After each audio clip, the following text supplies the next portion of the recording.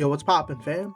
I wanted to talk today about Mirage Mirror and how it interacts specifically with Toph, the first metal bender this week. Now, Mirage Mirror happens to be my favorite card of all time, honestly, and I can break down a little bit more of that next week. I'm going to start talking about Mirage Mirror and its niche interactions every Monday, so stay tuned for that. I promise I'll probably sell you on it eventually. So first, let's take a look at Mirage Mirror. Mirage Mirror is an artifact for 3 mana, it's colorless, and for 2 mana instant speed, you can make it become a copy of target artifact, an enchantment, creature, or land until end of turn.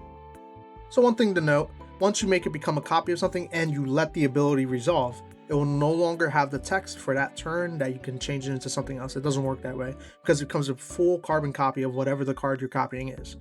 You can add multiple activations to the stack, which we'll talk about that probably next week, and some of the niche interactions like I mentioned. I think it's such a super fun card. There's limitless possibilities. It only gets better as more cards are printed. Mirage Mirror is such an all-star, but let me stay on topic here. Don't mind the switch up. So, Toph is a Naya commander, red, white, green, 1 colorless, 3/3 human warrior ally that reads non-token artifacts you control are lands in addition to other types. And at the beginning of your end step, you earthbend 2 as a reminder of what she does. So the interaction today in particular is if an opponent is playing Toph. So I wanted to talk about this one because although it's a little bit more niche and you can't build around it specifically, this is a scenario that most likely will pop up as she is one of the top commanders from this set. Literally top number 2 commander as of the recording of this video for EDH rec as of this week. I think as of this month as well. All that to say that this scenario might happen more frequently than you might think. So if the scenario is if an opponent controls a Toph and you have a Mirage Mirror, on each of your turns you can actually copy Toph and then have all your non-token artifacts be lands. And now at the end of each of your turns you can earthbend any of your artifacts that you would like to protect.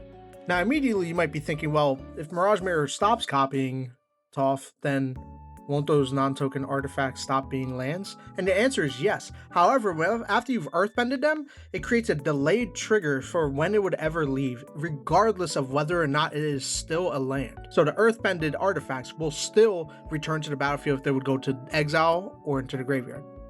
And as you see here, it states that if a delayed trigger would refer to an object and that object's characteristics would change, it would still affect it, which in this case would be the artifacts. So they are no longer lands, but they were still earthbent, so they will still return to the battlefield if they go to exile or to the graveyard.